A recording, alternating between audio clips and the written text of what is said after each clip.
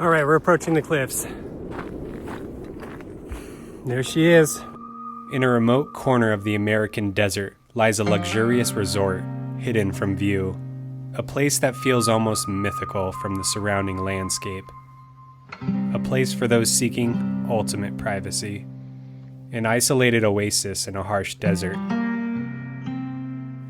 While hiking through the cliffs and canyons near it, I discovered something incredible. A landscape that has been shaped by millions of years of geological time. A landscape that conceals shrines and a prehistoric past.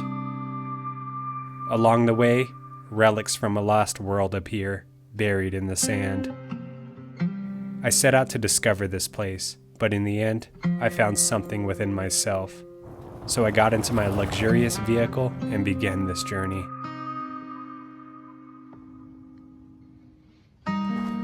Nice cold one today, folks. Out here at the bunker in the desert. Yeah, the graffiti always changes. It looks like Wu-Tang. Loving the colors. Wow, that's cool.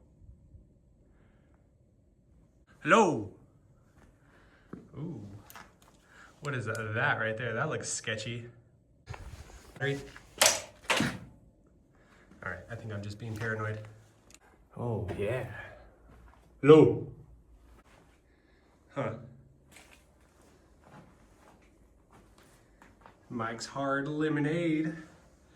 We're gonna have fun out here.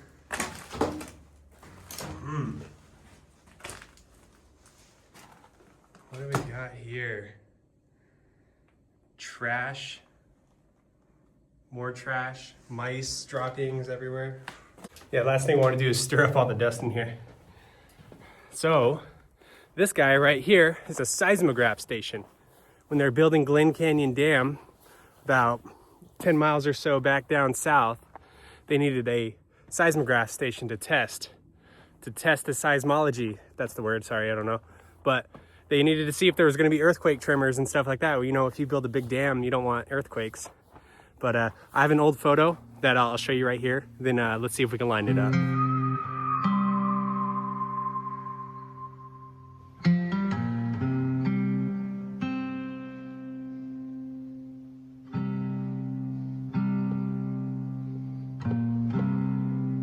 Ah, 1950s.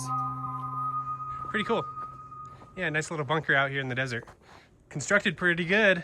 You know, based on that photo, you can tell it's really reinforced.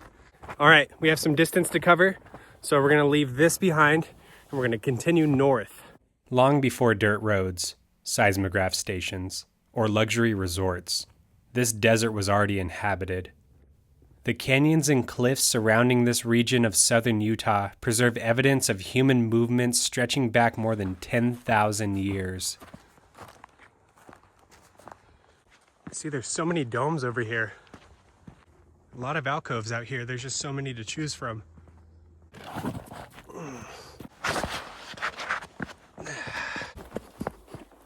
Okay, let's see if there's another alcove.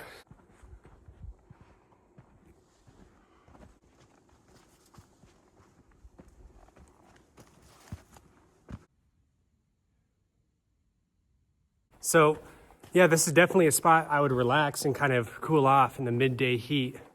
And it's got water, depends on the rain. This time of the year, it's cold, but acoustics are good.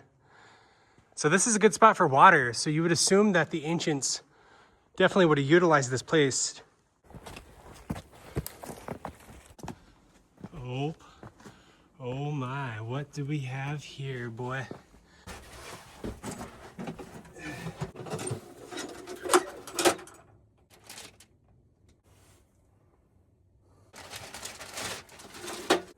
Desert alcove for Sonora? Sonora, a boxer, right? Oh, what a cute dog. 15 years old. I'm sorry for your loss. A lot of people are loving this. Oh, I'm sorry. Aw, dude. Dang. That's so sweet. I haven't had a dog in a long time. My dog died in 2012 when I was a little kid, and it's just always been the hardest thing to have a dog. I've had a cat for 9 years, but you know, she's getting old. But the dogs, it just hits hard.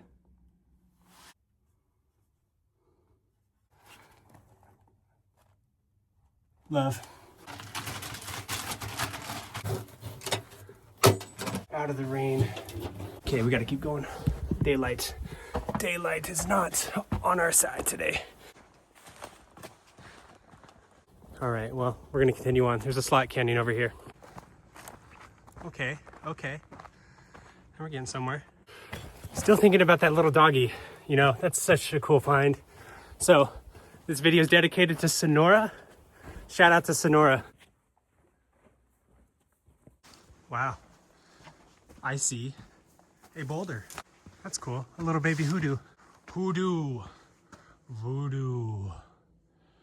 Ooh.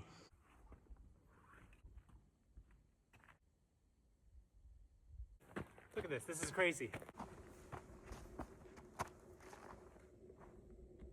Is this natural or is this like spray paint? It looks like on the outline maybe some mist, but they did a really good job if it is spray paint. Looks like the outlining of a man or a stick figure. You see like the left arm or something right there, holding a bowling ball, hitting the bowling league on a Thursday night. I wanted to get up there, but it's kind of sketchy, and I promised my wife I'd be safe out here. But there's that little figure right underneath the alcove. Yes, I know. I listen to my wife. You know, you have to, because who's really the boss in relationships, right? Guys like to say they are, but I'm man enough to admit it. You know, the wife makes the rules sometimes. Sometimes.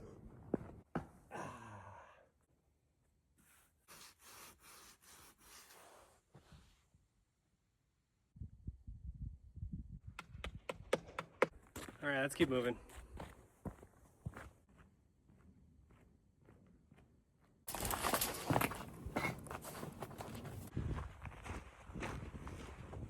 Okay, we still have some distance to cover. We're gonna walk the entire line, then we have to actually go up those cliffs over there.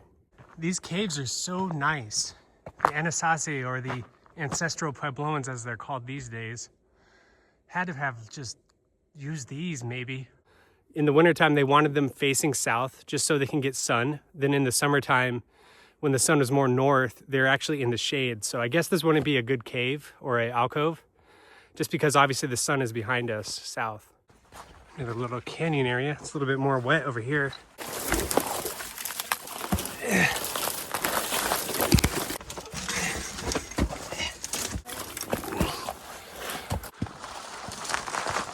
Another alcove. Okay. I think we need to get back out into open country. I keep going into these dead ends. I'm gonna follow the wash back, climb up over and go overland. What the? Another shrine? The Father, the Son, and the Holy Spirit.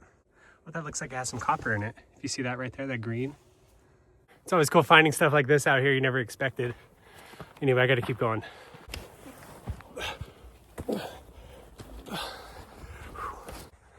Look like monkey steps. Might be natural, but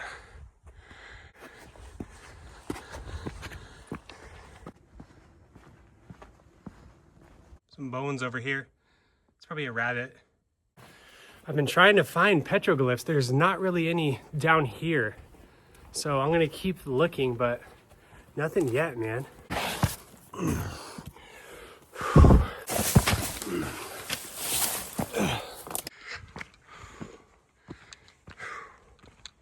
Here's a nice little slot canyon. There's no real way to access it safely without gear.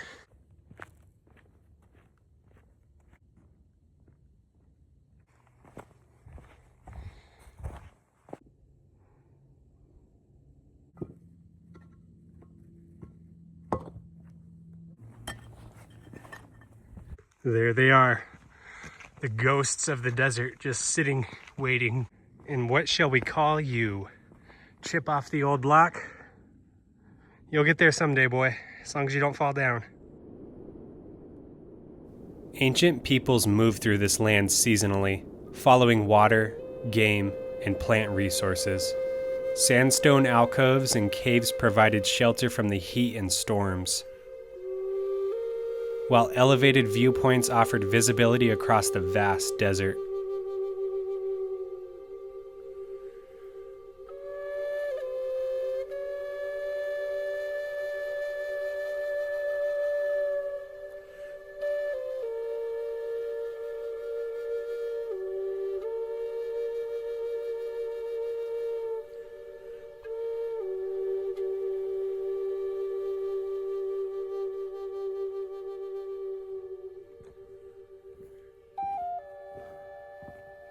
Hoodoos are some of my favorite geological formations out here. It's really beautiful. They're so eerie, kind of a strange feeling, but we're gonna have to continue on. Gotta keep going up. Okay, let's keep beelining it up this hill. Well, hello there, hoodoos. But just look at that thing. Dude, it's like pebbles. Pebbles holding it. Should be okay.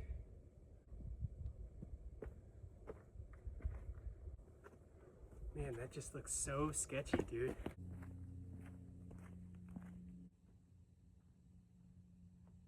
Okay, we're on the rim. Hoodoos are over there.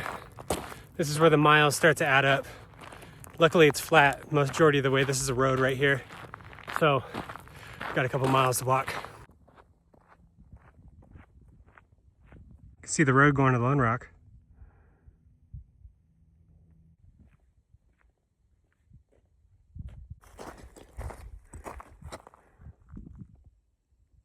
We're back on the rim.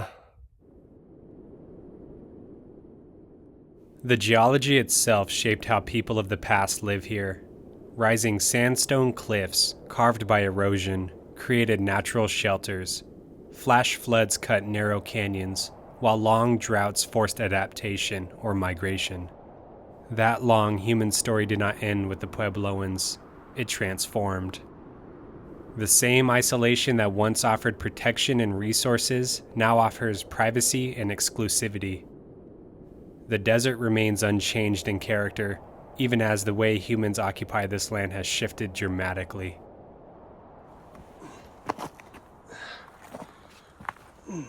We're pretty much here. We gotta keep going down so we can get a better vantage point.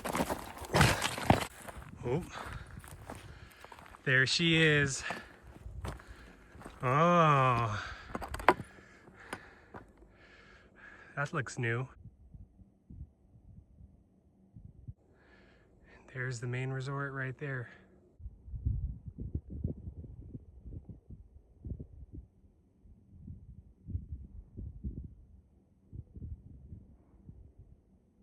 Some of you wondering why I'm able to come up here. Well, this is national park land. Well, Glen Canyon National Recreation Area. The cliff is the border. So as soon as that cliff edge hits, all that land down below belongs to Amangiri. All of it, all the way over there. All the way there.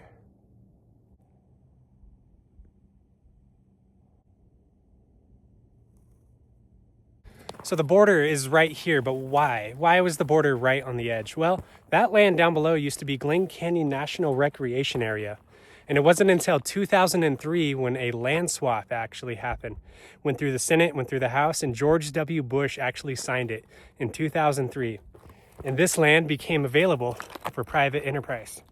Now, is this place really for billionaires? Millionaires can come too.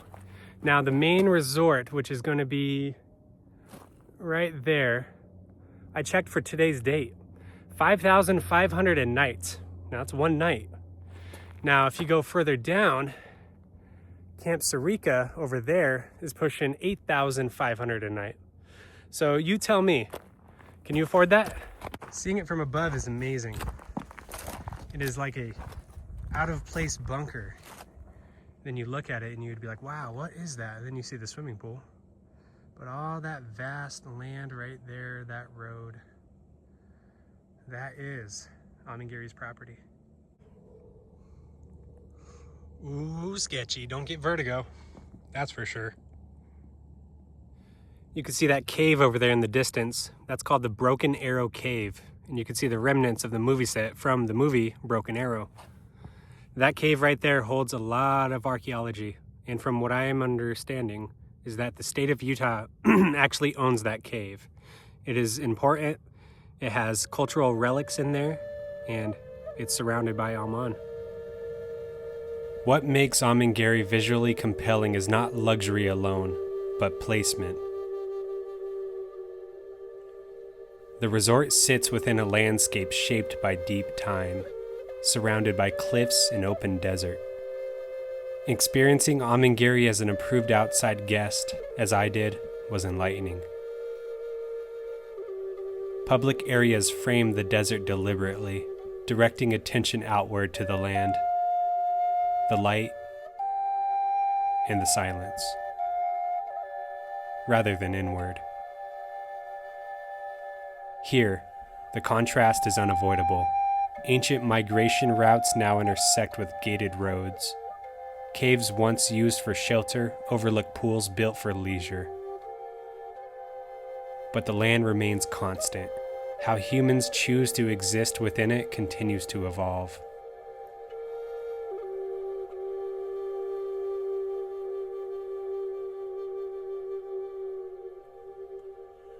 You know, I was thinking on the cliffs there just about life and how wealth and status are a thing.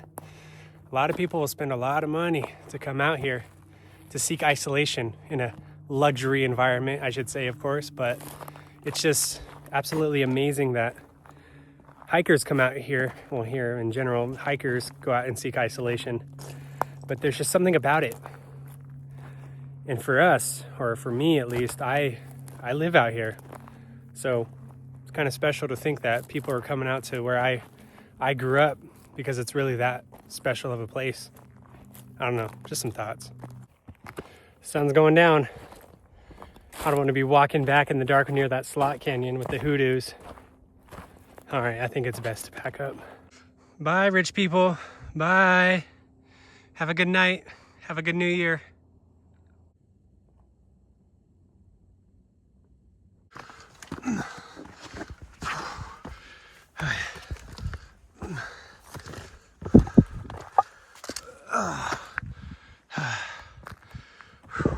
Oh yeah, brother, that's what I need right there. I don't mind hiking in the desert. It's good for you, right? All right, there's where we need to go. All the way around over there. But here's a good view of the canyons, and there's the lake in the background. Here comes the homies. Oh. Pick me up, bro. Damn, can't pick a homeboy up. My last hope is gone. Bye-bye. You know, I'm not even mad anymore about the UTV. You know, it was a family, so I get it. Then also with the dudes on the quads, they don't want me on their back. They don't want me on the back holding them. I get it. I'm over it. I'm not even mad. Yeah, you guys got the Toyota all the way up here? Yeah. Nice. Hell yeah. Oh, homies got their car up here. Could have brought the Pontiac Grand Am. All right, we're back at the hoodoos.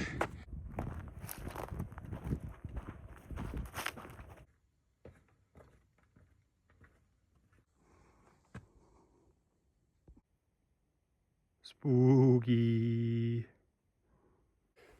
Okay, it's about time to say bye to the hoodoos. The moon is cool. One last goodbye to the hoodoos. Okay, let's go. I think I may have made a wrong turn. Yeah, it looks like I have to go back. Back at the hoodoos. Hi, hoodoos. We're back. Hello, hello, hello. Okay, we made it down.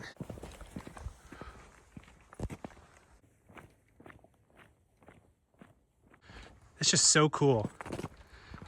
It's like it's painted. really sad we didn't find any ruins today or any petroglyphs, because I was really looking, especially in those alcoves down there. A little sunset up there on that cliff. I think this is where I'm going to end it, you know? It was a fun day. I enjoyed it. We didn't find any petroglyphs or anything like that, which I was hoping there would be some out here. But it is what it is. I'm not upset about it. But I hope you guys enjoyed. Really had fun. So, like, subscribe, you know, all that fun stuff, all that YouTube stuff, whatever. But hey, I hope to see you guys next time. Enjoy. Have a safe evening. Happy New Year! Hoodoo or voodoo? Dun, dun, dun. Bruh, someone just literally made a birdhouse out of corks. That's pretty dope. Okay, now we'll end the video. Bye.